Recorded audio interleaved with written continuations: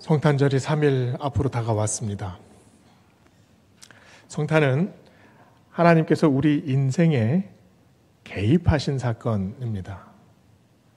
하늘을 열고 땅을 흔드시고 우리와 함께 하신 임마누엘 사건. 그래서 대림절에는 우리는 기뻐합니다. 그리고 소망합니다. 주님을 고대하지요. 오늘 읽은 이사야 26장 말씀은 굉장히 깁니다. 그런데 이 이사야 26장 말씀에 나오는 상징들이 몇 가지가 있어요. 노래로 우리의 마음을 흔듭니다. 믿음의 심지를 굳건하게 하십니다. 그리고 첩경이라는 단어로 우리 인생을 헤쳐나가는 모습을 보여줍니다. 그리고 풀에 맺힌 이슬 하나로 하나님의 은혜를 보여줍니다. 오늘 말씀을 얼핏 읽으면 성탄의 기다림이 잘 느껴지지 않습니다. 그러나 이 상징을 붙잡고 깊이 묵상하고 또 영혼으로 씹기 시작하면 하나님께서 우리에게 들려주시는 말씀의 의미에 조금씩 다가가게 됩니다. 제일 먼저 오늘 말씀을 보면 찬양이 우리에게 다가옵니다. 1절은 이렇게 문을 열지요. 그날에 유다 땅에서 이 노래를 부르리라.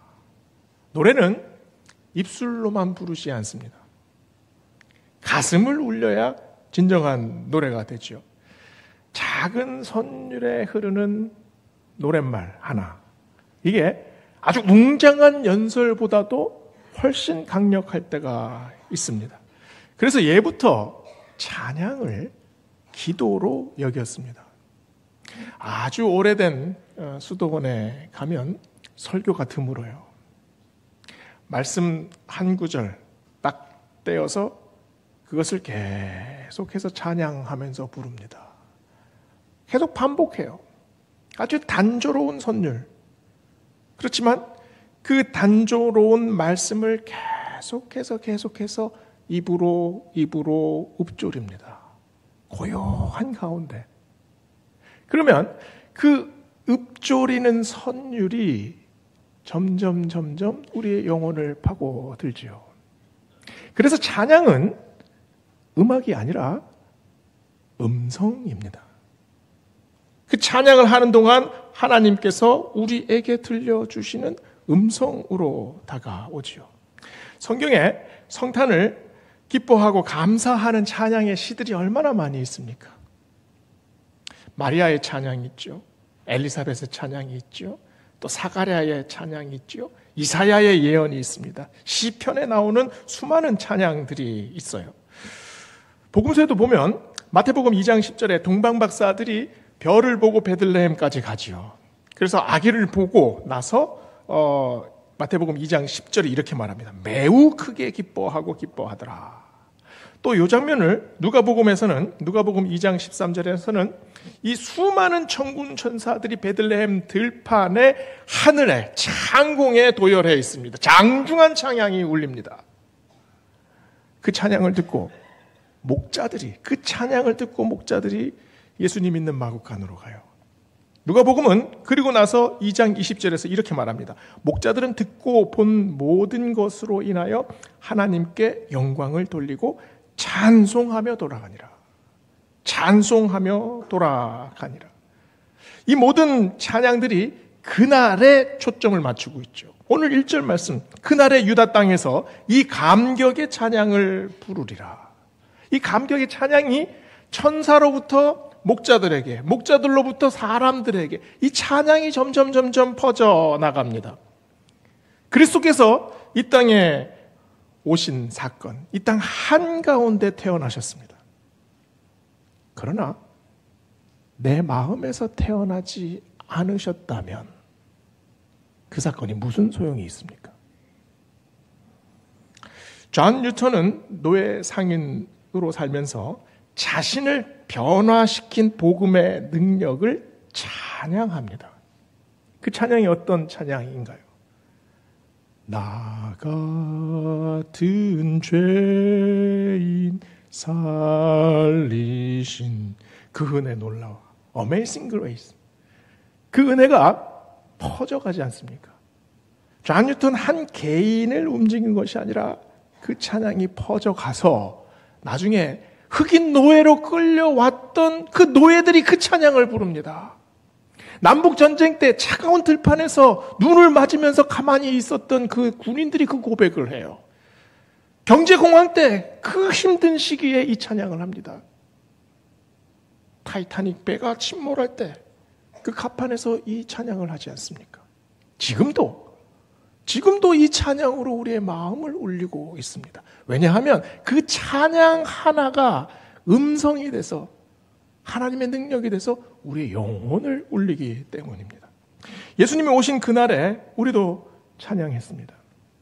우리 지금 나이가 이제 40이 넘어가신 분들은 아마 교회에서의 성탄 추억이 아마 새록새록 하실 겁니다. 그때 그 문학의 밤이라고 해서 얼마나 난리를 치면서 준비를 했습니까? 성극 준비하고 찬양 준비하고 꽁트 준비하고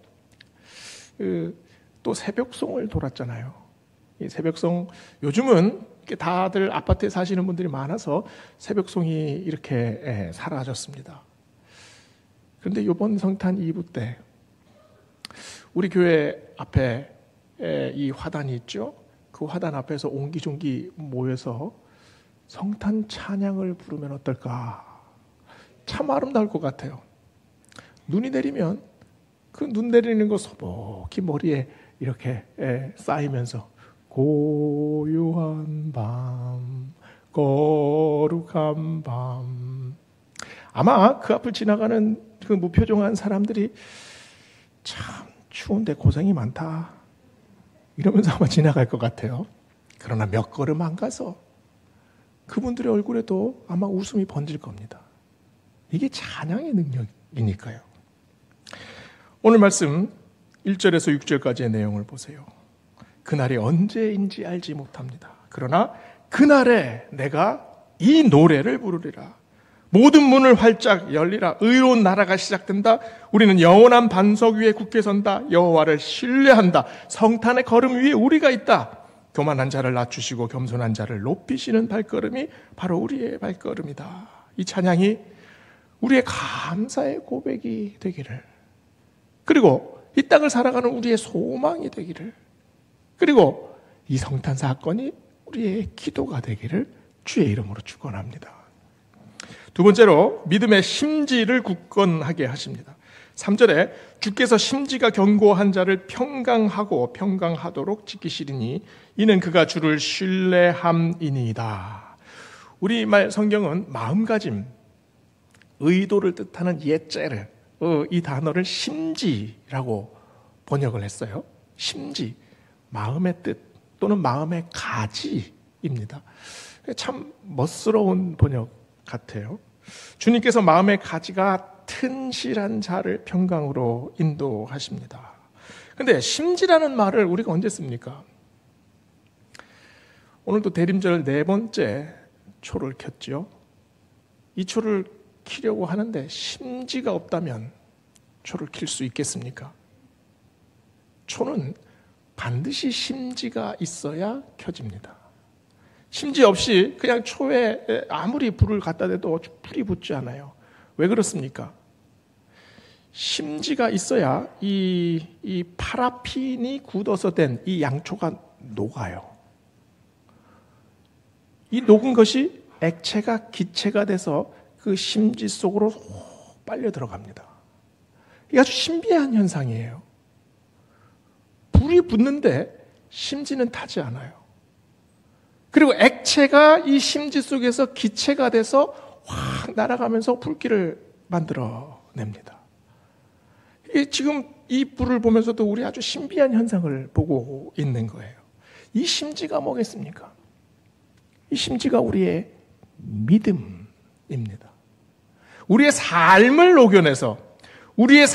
녹여냈을 때 우리의 이 믿음의 심지에 성령의 불이 다 임하면 우리의 삶을 녹인 것과 성령의 능력이 함께 연합이 돼서 이 고체를 액체로 만드시고 액체를 기체로 만드셔서 불꽃을 만드십니다. 그래서 어두운 곳을 밝히지 않습니까? 오늘 예배 드리면서 불을 다 끄고 우리 초만 밝히면 우리 예배 분위기가 어땠을까 이런 상상을 한번 해봤어요.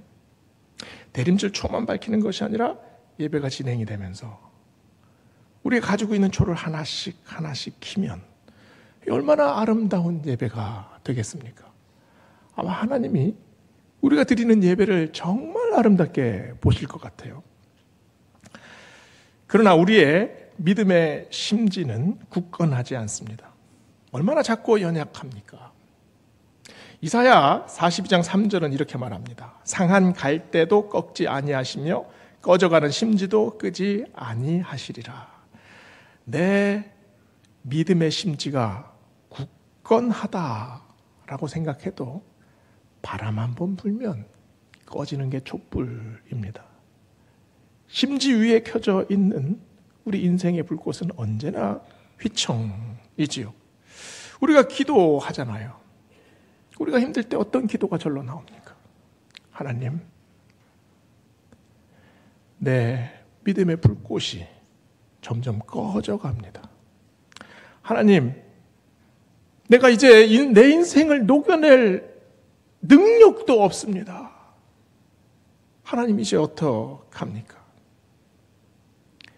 그때 하나님은 꺼져가는 불 위에 하나님께 새로운 불꽃을 주십니다.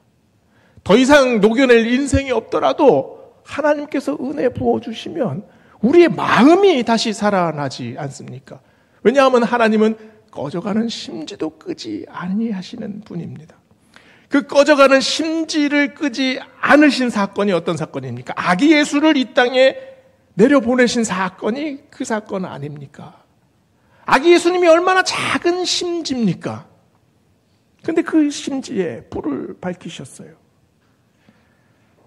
이사야 말씀에 이새의 줄기에서 난 싹, 그 뿌리에서 난 한 가지가 바로 예수님이시지 않습니까? 그 가지를 심지로 삼으셨습니다. 예수님께서 희생하신 사건, 양초가 녹듯이 그 백옥 같은 눈물을 그 붉은 피로 불사르신 사건, 그게 바로 우리를 위한 희생의 사건 아닙니까? 헨리 나우엔만큼 현대 신앙인들에게 도전을 주는 사람은 드뭅니다. 그의 글을 읽으면 믿음의 깊이가 느껴집니다. 아주 번뜩이는 통찰력, 그리고 아주 해박한 그 지식의 소유자입니다. 예일대와 하버드대 교수를 역임했었죠. 그런데 어느 날 불현듯 모든 것들을 다 내려놓고 장애인 공동체로 들어갑니다. 라쉬르 공동체에 들어가서 평생 그곳에서 머물어요. 그가 쓴 책들, 상처 입은 치유자, 영적 발돋움, 그리고 당자의 귀양, 아주 너무나 유명한 책들이에요. 수많은 기독교인들을 깨우쳤습니다. 그런데 그를 개인적으로 정말 잘 아는 사람들은 이렇게 얘기를 합니다. 그가 얼마나 약한 사람인지, 그가 울면서 늘어놓는 하소연을 밤새도록 들어야 했다고 합니다. 그리고 그가 불안해서 걱정과 염려로 그를 늘 바라봤답니다. 헨리 나우엔은 심지가 약한 사람이었습니다. 그러나 그렇게 심지가 약한 사람도 하나님께서 늘 다시 돌아오게 하십니다. 다시 세우십니다. 그리고 꺼져가는 그 영혼의 심지를 다시 불 붙이지 않습니까? 이게 하나님이 하시는 일입니다. 마태복음 11장에서 예수님께서 세례 요한에게 뭐라고 말씀하셨습니까? 너희가 광야에 무엇을 보기 위해 나갔냐? 바람에 흔들리는 갈대냐? 세례 요한은 갈대였습니다. 그 작은 바람에도 수없이 흔들리는 약한 갈대에 불과했어요. 그런데 바로 이어서 예수님께서 뭐라고 말씀하십니까? 너희가 광야에 선지자를 보러 갔느냐? 옳다. 내가 너희에게 말하는데 요한은 선지자보다 더 나은 사람이다.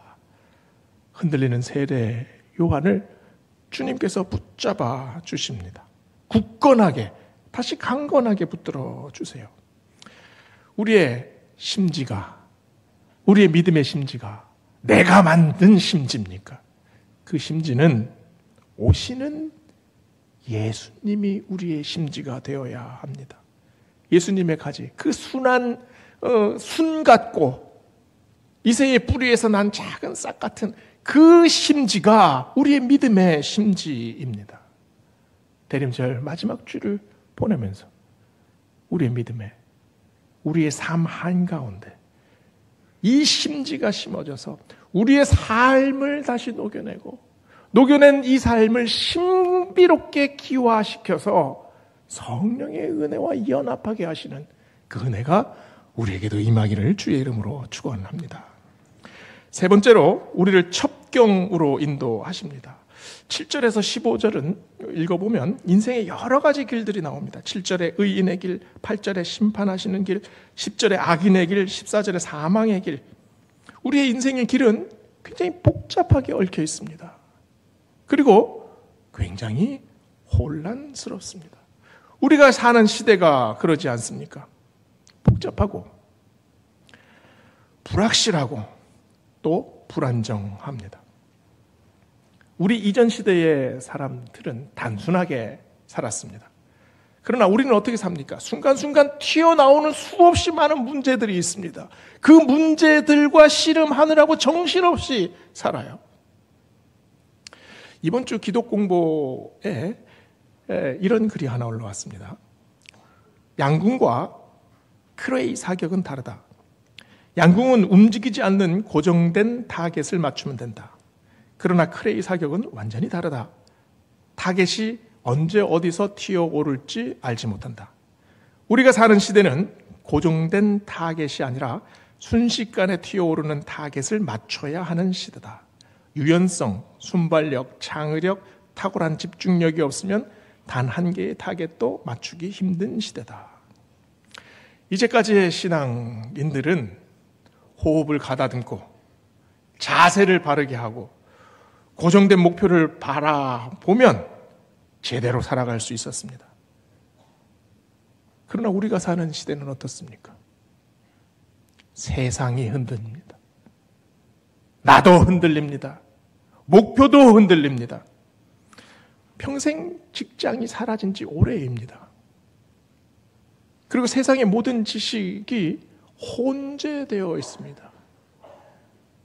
AI를 통해 지식이 합종 연행을 하는 시대예요. 수많은 가치들이 새로운 가치성을 자꾸 말하고 있습니다. 엉켜있는 인생길 위에서 우리는 도대체 어디로 가야 합니까? 그리고 우리가 가는 지금 목표는 어디입니까? 목표 자체도 너무 심하게 움직이고 있습니다. 이런 시대일수록 우리가 유연하게 대처해야 합니다. 갑자기 튀어오르는 인생의 사건과 문제들을 다루기 위해서 가만히 서 있을 수가 없는 시대이지 않습니까?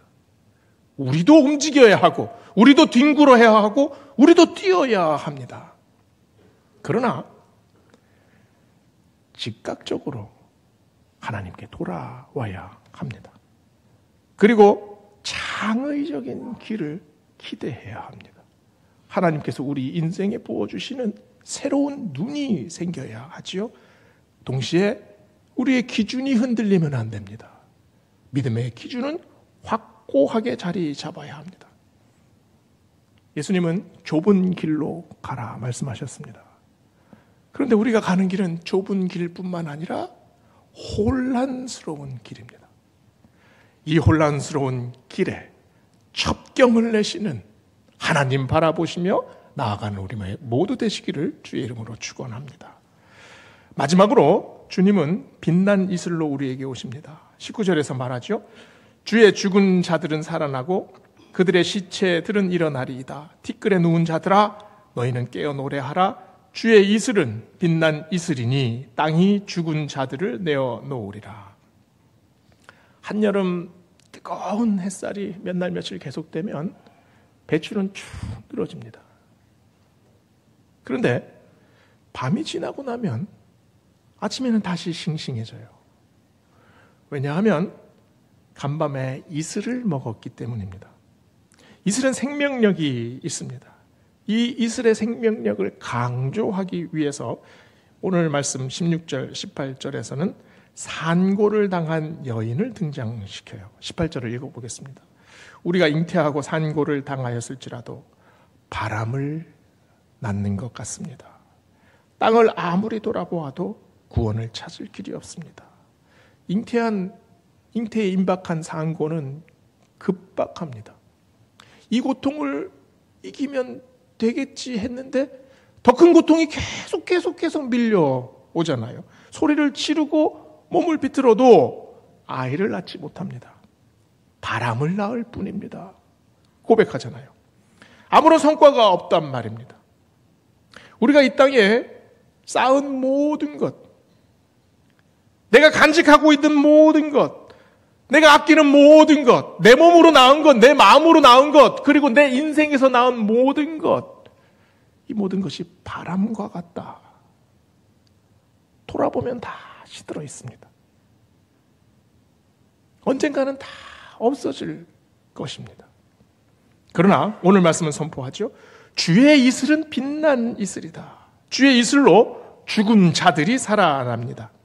호세아 14장 5절에도 비슷한 말씀이 있어요. 내가 이스라엘에게 이슬과 같으리니 그가 백합화 같이 피겠고 레바논 백향목같이 뿌리가 바뀔 것이니라. 주님의 이슬이 임하면 백성들이 살아납니다. 한 사람만 살아나는 게 아니라 모두가 살아나죠. 왜냐하면 이슬은 온 땅에 내리니까요. 대림절은 주님이 오신 그날의 사건을 기억하고 감사하는 날일 뿐만 아니라 다시 오실 주님을 기대하는 날입니다. 오늘 말씀을 보세요. 19절에 선포하잖아요. 티끌에 누운 자들아 너희는 깨어 노래하라. 주의 이슬은 빛난 이슬이니 땅이 죽은 자들을 내어 놓으리라. 부활신앙의 고백입니다. 이 땅에 잠깐 스쳐 지나가는 이 땅의 삶이 부활의 인생으로 이어질 것이다 라는 고백을 찬양하고 있어요. 그러나 주님 재림하시기 전에도 우리는 계속 살아납니다. 왜냐하면 이슬은 매일 내리니까요. 내가 가장 지쳐 있을 때, 내가 가장 힘들다고 여길 때, 모든 에너지가 다 바닥났을 때, 그때 하나님의 이슬이 내립니다. 특별히 내 인생의 밤이 찾아왔을 때, 모든 것이 다 깜깜하다고 여겨졌을 때, 왜냐하면 이슬은 밤에 내리니까요. 왜 빛난 이슬이겠습니까? 가장 어둠 속에서 가장 은혜를 밝히시기 때문에 그 이슬이 빛난 이슬입니다. 하나님께서 우리에게 주시는 이슬은 그냥 물방울이 아니지 않습니까? 그 이슬에 하나님의 능력이 있습니다. 하나님의 생동력이 있습니다. 그 이슬에 하나님의 희생이 있습니다. 자기 대신 죽으신 은혜, 우리를 살리시는 은혜, 그 희생의 은혜가 그 이슬에 있지 않습니까? 그 이슬은 그래서 예수님의 핏방울 아닙니까? 그 은혜를 생각할 때 우리의 영혼이, 말랐던 우리의 영혼이, 움츠렀던 우리의 영혼이 다시 펴집니다. 햇볕에 쭉 늘어졌던 배추가 다시 생기를 얻듯이 그 은혜를 깨닫기 시작하면 우리 영혼이 다시 살아나기 시작합니다. 오늘 말씀 통해 대림절 지나면서 우리가 다시 바라봅시다. 주님께서 이 땅에 오신 사건, 다시 오실 사건, 그 사건이 내 인생의 찬양이 됩니다. 그리고 그것을 바라보는 우리의 믿음이 우리의 삶을 녹여내는 심지가 됩니다. 그 심지에 성령님께서 불꽃을 일으켜 주실 겁니다. 아무리 복잡하고 아무리 혼란해도 하나님께서 내 인생 길 한가운데 첩경을 내십니다. 왜냐하면 우리 인생에 끝없이 밤마다 하나님께서 빛난 이슬을 내려주시기 때문입니다. 기도하시겠습니다.